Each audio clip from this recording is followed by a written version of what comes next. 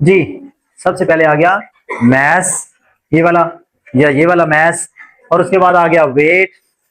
अर्थ की ग्रेविटी जितना नीचे उसको खींचती है वो ग्रेविटी, और वेटलेसनेस। स्पेस के अंदर वैक्यूम जहां पे होगा, जहां पे अर्थ की ग्रेविटी एक्ट नहीं करेगी या किसी भी और अदर प्लेनेट की ग्रेविटी एक्ट नहीं करेगी, वो स्पेस क्या कहलाएगी? वेटलेसनेस। वेटलेसनेस के अंदर भी कुछ चीज जब आप फेंकेंगे इस जैसे मोटे को, तो वहां पे क्या होगा? वहां उसका मैस होगा। ये बात याद रखनी, वहां पर भी उसका मैस होगा, या फिर आप वहां से अलग हो जाएं। उसके बाद आ गया टाइड्स। टाइड्स आपको पता है वेव्स वाली हैं, ये वही टाइड्स हैं, समुद्रों में टाइड्स पैदा होती हैं। The waves that move through an ocean in response to the force exerted by the moon और द सन। ये मैंने आपको पहले वैसे बोल के बताया हुआ है कॉमनली बातों के अंदर भी, कि मून की ग्रेविटी भी पानी को पहले अपनी तरफ खींचती है, फुल नहीं खींच पाती तो ड्रॉप हो जाता है पानी। पानी जब ड्रॉप होता है तब उस वक्त वेव्स क्रिएट होती हैं। ठीक है, अच्छा, ये एक एमसीक्यू मार कर लें। अर्थ इज अबाउट 10, यानी कि mass of earth is about 10 into 10⁻24 kg। सोच लो 6 के साथ कितने जीरो लग रहे हैं? 24 जीरो लगेंगे तब कितने केजी मास ऑफ अर्थ है। हाँ, मास, वेट तो न्यूटन में आएगा, वेट आएगी ग्रेविटी, और अर्थ की ग्रेविटी किसके गिर्द लगेगी? फिर हम सन की बात करेंगे, आएगी ना बात ये वाली। फिर अर्थ अपनी ग्रेविटी तो नहीं ना अंदर शामिल करेगी, फिर तो ये खुद कहां पे जाके इसको ग्रेविटी पुल कर रही है वहां पे उसके मुताबिक।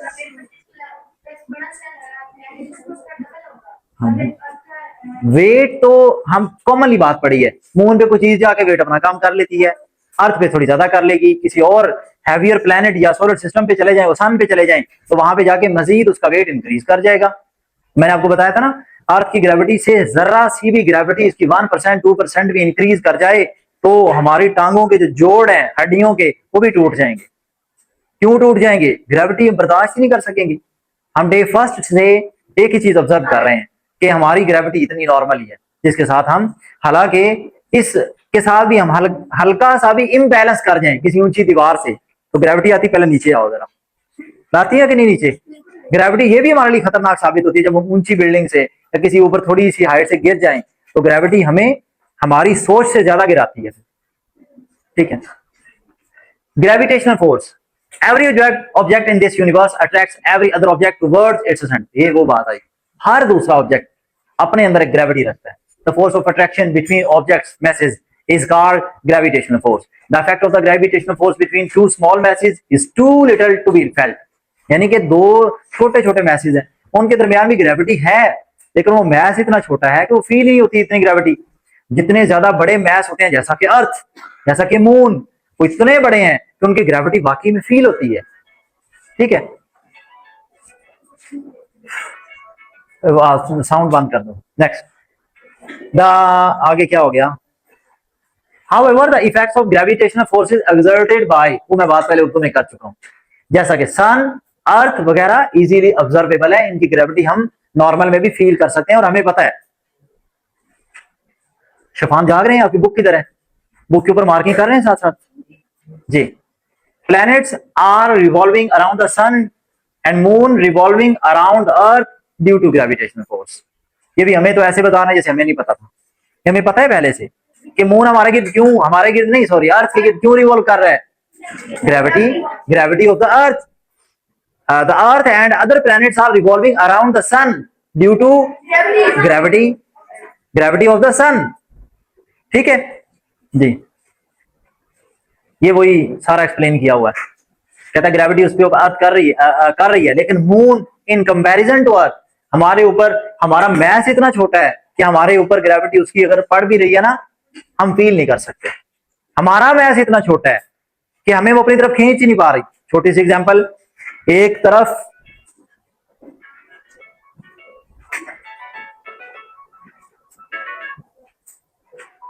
मुझे यार इतना आ रहा है ना गुस्सा जी, कि मून की भी ग्रेविटी है।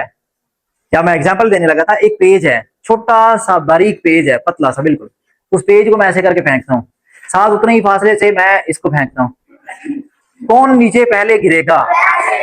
क्यों? वो पेज अपने मजे से ऐसे झूमता झूमता झूमता आएगा, नीचे गिर जाए। ऐसा होगा कि नहीं होगा? होगा। उसके पीछे वजह क्या है? इसको ग्रेविटी ने कहा दिस इज समथिंग, ये है कुछ, इसका मैस है, इसे नीचे खींचो, जबकि दूसरी तरफ वो मैस ही बिल्कुल थोड़ा सा है, उसके ऊपर ग्रेविटी है तो सही। समटाइम वो गांव में हम बोलते थे वो छोटे छोटे फूल नुमाना एक होता था व्हाइट कलर का, हवाओं में फूंक मारते हवा में उड़ती रहती है फिर जाके कहीं गिरती है, ऐसे होता है ना। या एक काइट, हवाएं अगर चल रही हूँ, काइट उड़ रही है, वो काइट एक दफा कट गई, वो कई किलोमीटर जाके दूर गिरती है, ग्रेविटी उसे फौरन क्यों नहीं कहती नीचे आ जाओ जरा, ऐसे होता है कभी नहीं होता, क्यों? अब वहां पे मैथ का फर्क आया। इसका मतलब क्या हुआ, हम भी हैं, हमें कभी आज तक मून की ग्रेविटी ने ऊपर नहीं खींचा ना, हमने जंप किया थोड़ा सा जंप ही इंक्रीज हो गया हो, कभी भी नहीं हुआ, फर्क ही नहीं पड़ता। फर्क कहां पे पड़ेगा, हमारा मैथ ही नहीं है in comparison to other thing. अब वो ग्रेविटी मून के ऊपर आती है, सॉरी मून की ग्रेविटी वाटर के ऊपर आती है, कि वाटर है, आपको पता है 70% ऑफ द अर्थ क्या है, वाटर। इतना बड़ा मैसिव कि आप वाटर के अंदर जब चले जाए आप कहते हैं दुनिया में वाटर के अलावा कुछ है ही नहीं, मौत नजर आती है, कि जब आपके चारों तरफ भी आप घूम के देखें तो क्या है, सिर्फ वाटर। तो वहां पे आपको पता चलता है कि वाकई में वाटर बहुत बड़ी मिकदार में है। अब वो जो वाटर है वो इतना हैवी मैस रखता है कि वाटर को फिर वो अट्रैक्ट करता है, मून और उसकी ग्रेविटी जब करती है अपनी तरफ पुल करेगी, जब वो छोड़ेगी जाहिर है पूरी तरह, जब वो फाइट हुई उसकी अर्थ के साथ तो नहीं, अर्थ की ग्रेविटी हैवी पड़ गई तो वो नीचे खींच लेगी। अब ये तो आएगी जब वो नीचे गिरेगी वेव्स क्रिएट होंगी, टाइड्स पैदा हो गई, हाँ बल्कि हम वेव का नाम अब क्या रखेंगे, टाइड है, वेव्स ही लेकिन उनका नाम क्या है, टाइड्स। आसान पीछे जाके खड़े हो जाए, टाइड्स पैदा हो गई। अब इन टाइड्स से आगे क्या क्या होगा, अगर ये वेव टाइड्स होंगी तो उनका नाम ये टाइड्स होगा, अगर ये होगी तो ये होगा, वो नाम रख लेंगे, आप नाम ही रखना है ना, जैसे आते ही वेव्स हमने उनका नाम टाइड्स रख लिया, टाइड्स का नाम फलानी टाइड्स वो भी हम रख लेंगे, नो इश्यू। बात आती है अगले स्टेप पे कि सन और मून में से किसकी ज्यादा ग्रेविटी खींचेगी वाटर को, वाटर पे बात हो रही है ना। फिर वहां पे फर्क आता है, बहुत बड़ा फर्क ये वाजे तौर पे आता है कि सन का डिस्टेंस हमसे बहुत ही ज्यादा है, जबकि मून हमारे, वो आप ये डायग्राम में देख लें, कौन खींचेगा, मून खींच सकेगा। सन का डिस्टेंस हमसे बहुत ही ज्यादा है, जिसकी वजह से उस वाटर के ऊपर ग्रेविटी सन की आती है, टाइड्स क्रिएट करती है, लेकिन not as much as moon gravity. जितनी मून की ग्रेविटी असर कर पाती है ना, उतना सन की ग्रेविटी असर नहीं कर पाती। Got it? हाँ, ग्रेविटी में फासला कम होने की वजह से इसकी ग्रेविटी सन की ग्रेविटी की निस्बत ज्यादा भारी पड़ जाती है, ज्यादा हैवी हो जाती है। नहीं, बात की बात है, अगर वाली कहां पे बात आ, ये साइंस है जी। अच्छा आगे देखें,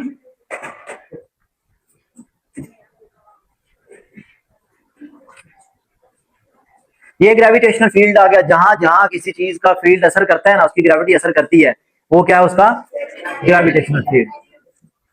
ग्रेविटेशनल फोर्स और gravity of our earth pulls the objects which are within its gravitational field towards its center। जैसे ही इसकी ग्रेविटी से कुछ चीज बाहर चली जाती है, फिर अर्थ उस चीज को, उस ऑब्जेक्ट को अपनी तरफ खींचना छोड़ देती है। जैसा कि आपको पता है अर्थ के गिर्द इस वक्त पता नहीं कितने ज्यादा आर्टिफिशियल सैटेलाइट छोड़े गए हैं, ऐसा ही है ना, जो पल पल की खबर इस वक्त रिकॉर्ड करके अर्थ के ऊपर भेज रही हैं, ऐसा ही है ना, सारा कुछ चल रहा है, वो जमीन उनको नीचे क्यों नहीं खींच रही? हाँ जी, वो अर्थ के फील्ड से बाहर है, वो अर्थ की ग्रेविटी को डिफीट करके बाहर है, वहां पे जाके वो रिवॉल्विंग अराउंड का उनको फिक्स दे दिया गया सर्कल।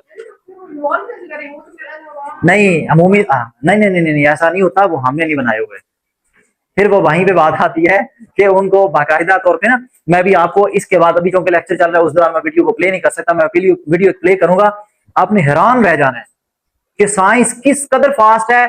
हम यकीन करो उस साइंस की निस्बत हम जंगलों में रह रहे हैं, हम कहेंगे यार हम जंगलों में रह रहे हैं, हमें जंगलों में रखा जा रहा है, हमें उस एनवायरमेंट में छोड़ा जाए, हम पता नहीं कितने ही ज्यादा उन लोगों के निस्बत आगे निकल जाए जितने हम लोग मेहनती हैं। पाकिस्तानी बहुत हार्ड वर्किंग कौम है, बहुत ज्यादा हार्ड वर्किंग कौम है, अगर इनको सही डायरेक्शन में चलाया जाए ना, आपको पता ही नहीं है कि दूसरों की निस्बत हम कितने ज्यादा हार्ड वर्किंग है। नहीं नहीं नहीं नहीं नहीं, आपको नहीं अंदाजा, आप कभी दूसरी चीजों से कंपेयर करें ना, हमें कहना वाकई ही में कि पाकिस्तानी कौम दूसरों से आगे है, उठ के वो पीछे चले जाएं। मैं फजूल बात नहीं बता करूंगा, पीछे चले जाएं जी।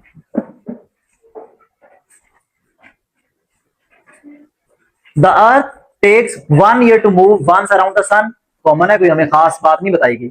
And the moon takes 29 days to move once around the earth, ये भी हमें पता है 29 days, लेकिन कॉमनली हम कह रहे होते हैं नहीं 30 दिन, अमूमी तौर पे गिनती में 30 दिन ही आता है, लेकिन आपको पता है जब वो ईद वगैरह पर चांद देखा जाता है तो कभी 29 पे भी आ जाता है, कभी 30 पे भी आ जाता है, तो उसकी एक एज होती है। अगर 29 डेज को क्रॉस करके आगे 30 की तरफ चला जाए, कुछ आवर्स ऊपर चला जाता है तो फिर हम 30 की तरफ गिन लेते हैं, अदरवाइज 29। तो राउंड फिगर्स में हम उसको 29 डेज कहेंगे, 30 नहीं कहेंगे। उर्फे आम में हम 30 गिन रहे होते हैं, ठीक है, लेकिन वो 30 नहीं होगा, वो 29 डेज होगा। इसी वजह से क्या होता है, बंद कर देना। उसके बाद आ गया मैथ एंड वेट। पहले से ही हम बात इस पे कर रहे थे कि मैथ क्या है और वेट क्या है। यहाँ पे उसकी प्रैक्टिकली अगर एमसीक्यू बनता हुआ ना और कोई इससे हट के, तो वो हम देखते हैं। मैथ और वेट का जो आपने बॉक्स नहीं पढ़ा हुआ, पहले चैप्टर में पढ़ा, इधर पढ़ा है, तो पहले में पढ़ा है, चैप्टर नंबर 9 में पढ़ा है। अच्छा, एक मिनट एक मिनट, ये है, पहले यहाँ पे इसको डिस्कस करते हैं, पीछे जाते हैं।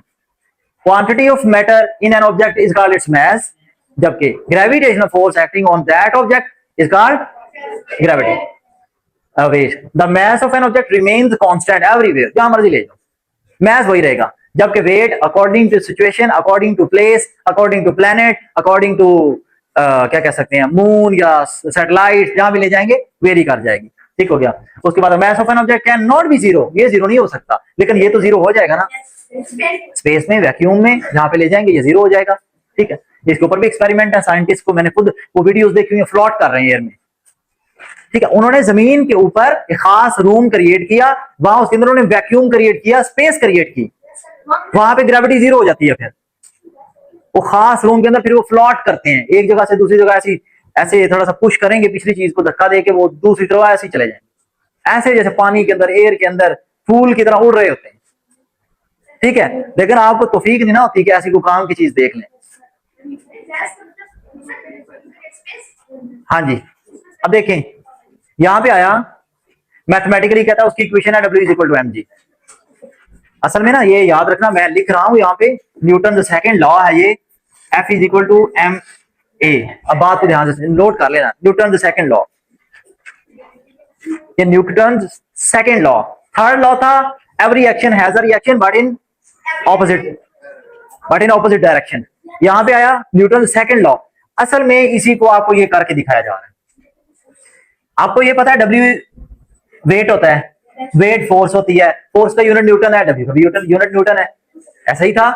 अब आप खुद कहेंगे हाँ हाँ बात तो वही है ना, ये क्या जी क्या है, मुंह से बोलना, ग्रेविटेशनल एक्सेलरेशन, यही था। मैंने कहा बॉल नीचे से ऊपर को फेंकेंगे तो ग्रेविटी क्या होगी, साइड से बंद कर देता हूँ, नीचे से बॉल को ऊपर को फेंकेंगे तो क्या होगी, ग्रेविटी नेगेटिव होती जाएगी, नीचे से ऊपर को जा रहा है, ऊपर से बॉल नीचे आ रहा है, ग्रेविटी बढ़ती जाएगी, जिसकी वजह से वो वेट बढ़ता जाएगा, तो वो ग्रेविटी बॉल आके धड़ाम आपके हाथ से कैच छोड़ जाएगा, ऐसा होगा ना।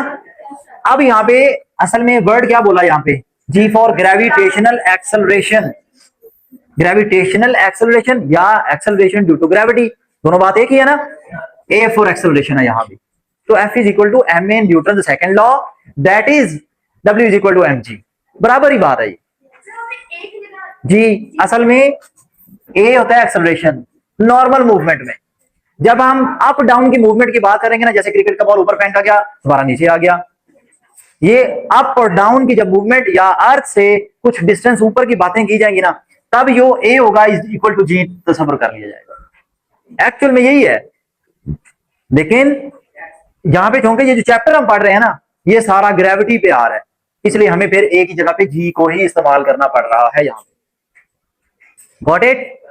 इसका यूनिट भी मीटर पर सेकंड स्क्वायर है, अंडरस्टैंड। एक्सेलरेशन का भी यूनिट वही है, मैस वही मैस केजी, और एफ का यूनिट क्या है, फोर्स न्यूटन, और डब्ल्यू क्या है, न्यूटन। वेट है ना, वेट का यूनिट क्या है, न्यूटन। यहाँ पे बात दिमाग में खुले दिमाग से समझनी है, रट्टेबाजी से बाज रहना है। आप मुझे लग नहीं रहा कि अलर्ट बैठे हुए हैं, मैंने अभी कोई पिछली बात पूछ रहा हूँ, पिछले वाला सुजुकी शोरूम जी, मुझे पता है नहीं अलर्ट बैठा हुआ, खड़े हो जाएं।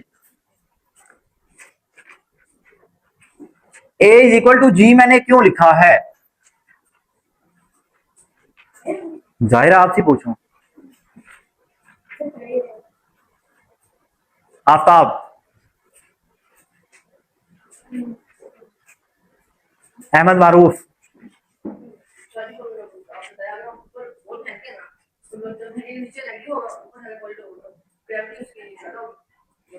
क्या साइंस बयान की है।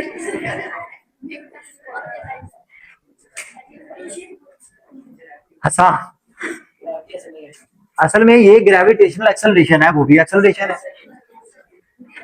जब बॉल ऊपर फेंकी है तो वो ऊपर रह गई है, मुंह से बाल जी जी बचे। अब आगे देखें,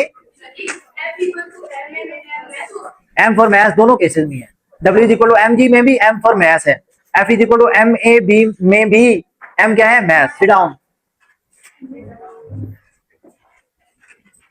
अच्छा नेक्स्ट देखना, वेटलेसनेस, कोई भी ऐसी स्पेस, कोई भी ऐसी जगह जहां पर कोई बॉडी अपना मैस वेट जीरो कर ले, मैस तो वो शो करेगी ना, मैस तो वो है ना, ठीक है, वेट नहीं होगा वहां पे, तो उसे हम क्या कहेंगे, वेटलेसनेस उस जगह पर। ये देखें, वेट जीरो हो जाएगा। Weightlessness is a situation where a mass has zero weight. Things float around in a satellite and spaceships orbit around the earth as they have no weight. अच्छा नेक्स्ट देखें, what will be the weight of the objects falling freely from certain height। कहता है उनका certain height में falling freely, उनका mass हमेशा, ये याद रखना word, their mass will be increasing falling freely. अगर टुवर्ड्स अर्थ हैं तो उनका मैस क्या, सॉरी वेट क्या होगा, इंक्रीज करता जाएगा। What will be the weight of the object falling freely from certain height. कहता है अर्थ से सर्टेन हाइट है, कुछ हाइट पर से कोई ऑब्जेक्ट्स हैं वो फ्रीली गिर रहे हैं नीचे, उनका वेट क्या होगा। Their weight is not fixed, their weight is increasing with the passage of time. क्योंकि वो नीचे गिरेंगे ना अब, तो वेट तो मुसलसल इंक्रीज करेगा। इंक्रीज क्यों करेगा रिजवान, उधर कहीं नहीं लिखा हुआ। बच्चे आपकी आंखें बोल बोल के बता रही थी कि मैं नहीं हूं क्लास में। जी मोहम्मद, इंक्रीज कर रहा है मुसलसल, क्यों कर रहा है, मैंने क्रिकेट की बॉल की बार बार एग्जांपल दी कि वो हमारे हाथों से छूट जाएगा। वजह क्या है, मुसलसल जैसे जैसे वो नीचे गिर रहा है उसका वेट बढ़ता जा रहा है। क्यों बढ़ता जा रहा है जी, ग्रेविटी बढ़ती जा रही है, जितनी जितनी वो नीचे आएगा ग्रेविटी प्लस में इंक्रीज करती जा रही है। जी W is equal to M G भी आपके मुंह से निकल जाए ना, सारी बात सेटिस्फाइड है। W is equal to M G की वजह से वेट इंक्रीज कब करेगा, मैथ तो मैथ है, वो जो सर्टन हाइट से वो चीज जो फ्री फॉल नीचे गिर रही है, तो वो तो मैथ तो वही रहना है, वो तो बदल ही नहीं सकता। तो चेंज क्या हो रहा है बार बार, ग्रेविटी, ग्रेविटी के ऊपर डिपेंड कर जाएगा जी। नहीं वो होता ही है, किसी ना किसी जगह पे उन्होंने जाके रुकना होता है, जिसके ग्रेविटी ने उसको अट्रैक्ट कर लिया ना, अमूमी तौर पे तो वो स्पेस में है कि जहां पे कोई ऑब्जेक्ट अपनी तरफ अट्रैक्ट कर नहीं पा रहा, जहां पे वो कुछ कर लेगा वहां पे वो। देखें इसकी बहुत बड़ी एग्जांपल दूं, इस बच्चे ने सवाल पूछा है, ध्यान से सुनना टेक्निकली। बच्चे ने सवाल किया कि ऊंची बोलना जरा सवाल। आपको पता है ना, हम जब स्पेस की थोड़ी सी स्टडी करें तो हमें पता चलता है कि स्पेस के अंदर तो डिफरेंट किस्म की रॉक्स और ये वो चीजें उड़ रही हैं, मुसलसल कॉन्टिन्यूस उड़ रही हैं, ऐसे ही है ना।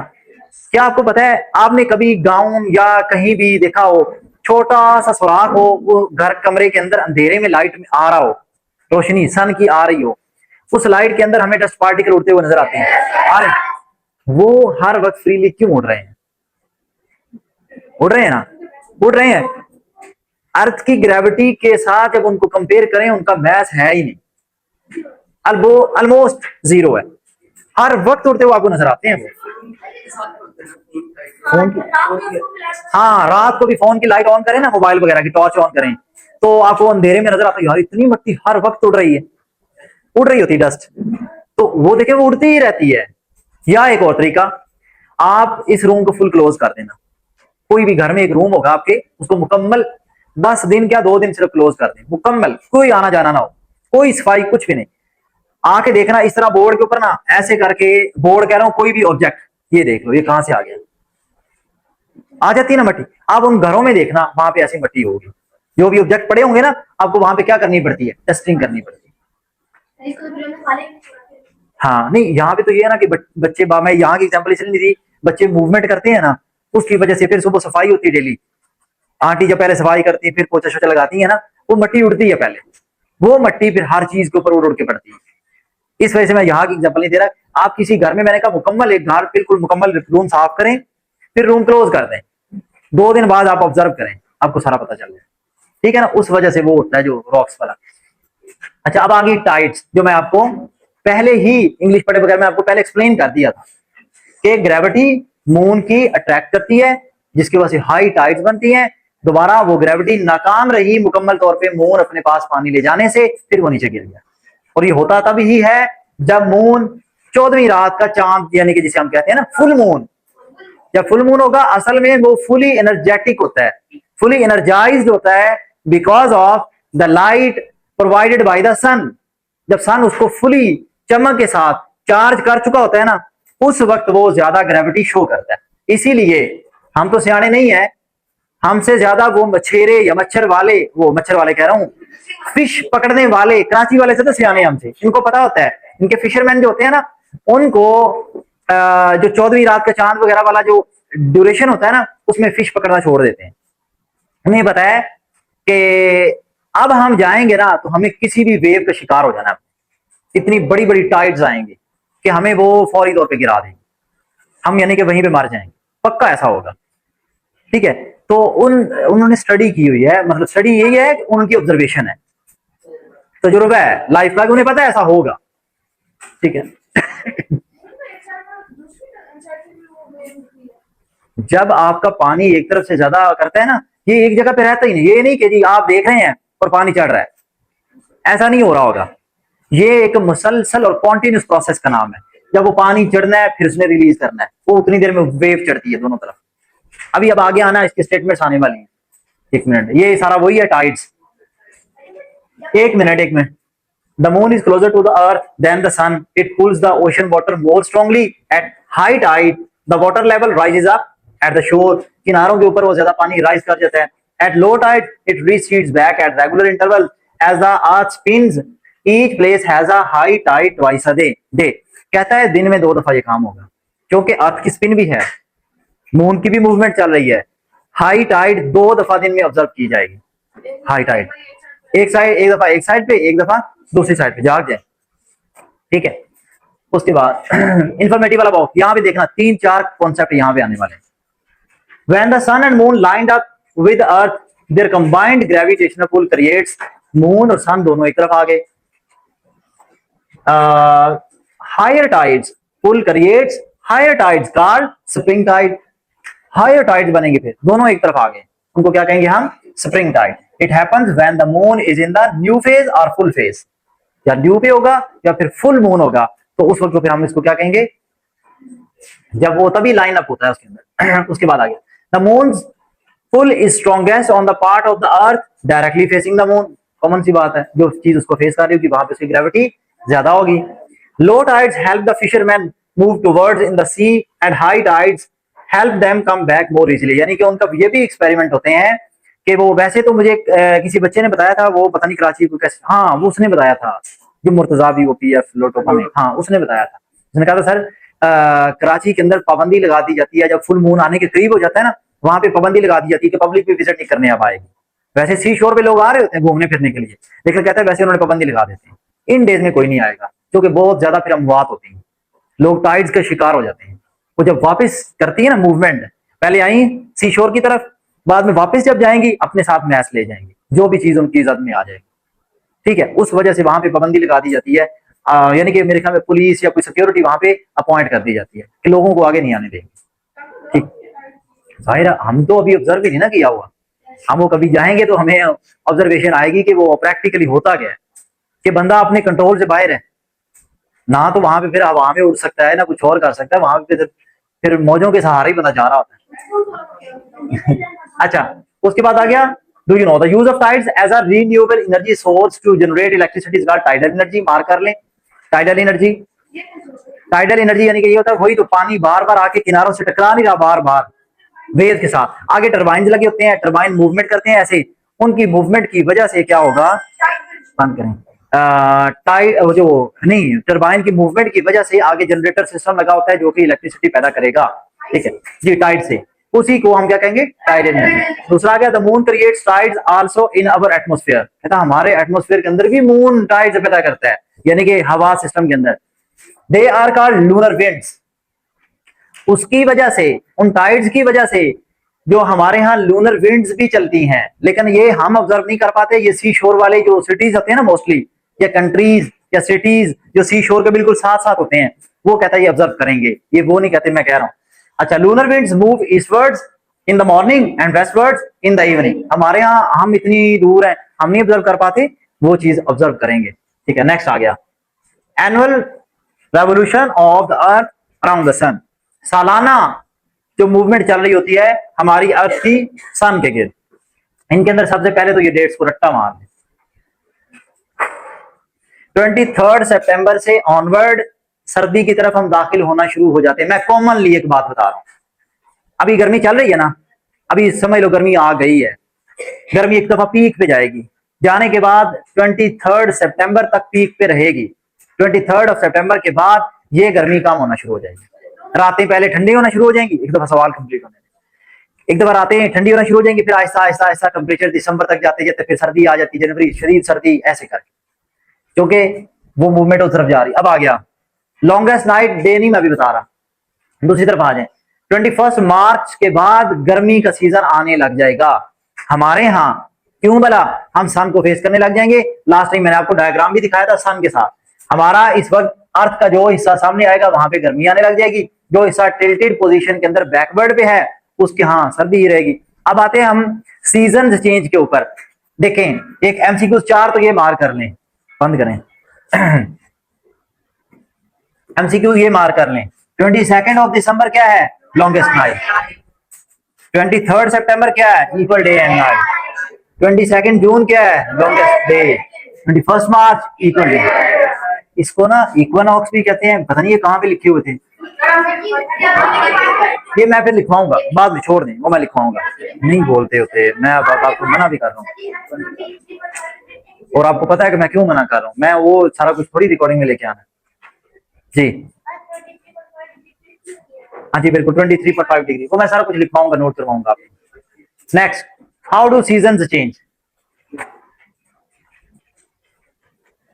हाउ डू सीजन चेंज, वो सारा वही, वो जो टिल्ट वाला और उसकी मूवमेंट वाला एट अ टाइम जो कॉन्सेप्ट चल रहा है, वो सारे के सारा क्या है, the earth axis of rotation is tilted at a certain angle, certain angle मतलब 23.5 डिग्री, अर्थ ऐसे की बजाय ऐसे है, टेढ़ी है, ठीक है, हाँ जी, ग्लोब के ऊपर बनी हुई होती है, अंडरस्टूड में ग्लोब होता ही टेढ़ा है, ठीक है, तो उसकी मूवमेंट के अकॉर्डिंगली कहता है, ये एक दफा आपने स्टडी कर लेना, सारा वही लिखा है, 22 जून पे क्या होगा, 21 मार्च पे क्या होगा, वही बात जो वहां पे डायग्राम में है, यहाँ पे आपको इनके अंदर से एमसीक्यू की फॉर्मेट में एक दफा स्टडी करना है। आगे डू यू नो वाला बॉक्स आ गया, in polar region of the earth, polar मतलब या ये वाला किनारा या ये वाला किनारा, साउथ पोल और नॉर्थ पोल, नीचे वाला साउथ पोल, ऊपर वाला north pole. The sun never sets in mid summer, it is known as midnight sun, while in mid winter the sun never rises for many days, यानी कि ये आपको वैसे आवाज के दौर में पता ही है कि सन कई कई दिन निकलता ही नहीं है, और कई कई दिन फिर सन सेट ही नहीं होता, वहां पे ना पूरी तरह दिन होता है ना पूरी तरह रात होती है, ठीक है, उस वे में चल रहा होता है। There is summer on the hemisphere leaning towards the sun, while there is winter on the other hemisphere, other hemisphere से बात कॉमनली मैंने आपको एग्जांपल दी हुई थी, इन डेज में ऑस्ट्रेलिया के अंदर सर्दी एंटर हो चुकी है, हमारे यहाँ गर्मी एंटर हो चुकी, क्योंकि हम नॉर्दर्न हेमिस्फीयर में है, वो साउदर्न हेमिस्फीयर में है। हेमिस्फीयर कट होता है अर्थ का दो हिस्सों में, जो कि कीनिया का सिटी नैरोबी और इक्वेटर की लाइन गुजर रही है, इक्वेटर की जो लाइन हाफ ऑफ अर्थ करती है, उसके ऊपर वाला नॉर्दर्न, नीचे वाला साउदर्न, वो 0 डिग्री पे चल रही है, ठीक है, ये वाली जो लाइन लगी हुई है, और हम कहां पे हैं, हम यहाँ पे हैं, हम नॉर्दर्न में हैं, ठीक है, ये ओशन चल रहा है, हम ये हैं, हम ये हैं, ये बात, इक्वल वाले शदीद गर्मी के शिकार रहते हैं, अफ्रीका मोस्टली उसी चीज का शिकार है। हाँ जी, occurrence of day and night, day and night किस वजह से होता है, अर्थ की अपनी मूवमेंट की वजह से, वैसे तो वो सन के गिर्द है, लेकिन डे एंड नाइट की उसकी ऐसे जो मूवमेंट है ना, उस मूवमेंट की वजह से वो जो हिस्सा सन को सामना कर रहा है वो क्या है, डे, जो बैक पे चला गया वो नाइट, उसी वजह से फिर हम कहते हैं कि डे एंड नाइट आ रहा है। 24 आवर में आता है इसको, लेकिन पढ़ लेना वर्ड टू वर्ड, मैंने आपको बताया हुआ है। आगे कॉन्स्टेलेशन है, यहाँ कोई कॉन्सेप्ट बड़ा नहीं है, सिर्फ वो जो स्टार्स प्लैनेट्स जो सन के गिर्द रिवॉल्व कर रहे हैं, छोटे छोटे एमसीक्यूज हैं, बिल्कुल छोटे, कोई कॉन्सेप्चुअल कुछ भी नहीं है, सादा सा पुरसा मेजर। यहाँ पे डायग्राम की डेफिनेशन एक कर लेंगे ना, ये डायग्राम के नाम रखे हुए हैं कि इसका नाम उर्सा मेजर, उसका नाम लियो, उसका नाम, कोई फायदा नहीं। ओरियन, कोई ग्रेट बियर, ये वैसे पुराने जमाने में होता था, इसके मुताबिक डायरेक्शन लोग फाइंड किया करते थे, आज बहुत जदीद दौर है, ठीक है, इसके मुताबिक कुछ भी नहीं होता। अच्छा, ये पैटर्न के नाम और उसके अंदर कितने कितने स्टार हैं, ये छोटे छोटे एमसीक्यूज हैं, कोई कॉन्सेप्ट नहीं है। और कौन सा कितने साल के दिन या कितने महीने शो होता है ये आपको पता होना चाहिए। मतलब फर्ज करें वो कहता है लियो, फर्ज करें मैं मिसाल ले, कौन से महीनों में शो होता है तो आपको पता होना चाहिए, मार्च अप्रैल में जो भी है, ठीक है, लिखा हुआ है मुझे पता है, लेकिन मैं बता रहा हूँ ये आपने आगे खुद डिटेल में, मेरी यहाँ पे कुछ साइंस बताने वाली बात नहीं है कि मैं कहूँ जी इस वजह से ये हो गया और इस वजह से ये हो गया, आपको भी पता स्टार्स मूव कर रहे हैं, ठीक है, सोलर सिस्टम जो है वो अपनी मूवमेंट में आगे लगा हुआ है। स्टार्स कहता है बॉर्न भी होते हैं, उस पहली condition supernova, there are huge clouds of dust and gas spread out the universe, these clouds are called nebulae. ये सारे एमसीक्यूज हैं, ये पूरा बॉक्स एमसीक्यूज है, ठीक है, एमसीक्यू के लिए मार्क कर लें इसको। The born and this birthing process takes place inside nebulae, they are called stellar nurseries and many stars can be forming inside them at the same time। Stellar nurseries के अंदर नेबुलाई से जो generate हुई है multiple stars पैदा हो चुके होते हैं, ठीक है, ये सारा बॉक्स अच्छी तरह से स्टडी करना है। आगे आ गया एस्ट्रोनॉमी अक्रॉस द वर्ल्ड, दुनिया के अंदर ये कहाँ कहाँ पे उसकी ऑब्जर्वेटरीज बनी हुई है, ठीक है, ये उनकी स्टडी है। और यहाँ पे 88 के कुछ ना स्टार गिनती भी, हाँ ये है, there are 88 constellations covering the whole sky, in old days they were used to set direction for navigation, पहले हुआ करता था, अब नहीं, अब कोई सारा सिलसिला ही एडवांस हो चुका हुआ है जी। करना है ये बॉक्स भी करना है, इसको स्टडी करना है, एमसीक्यू के लिए, चैप्टर एंड है जी।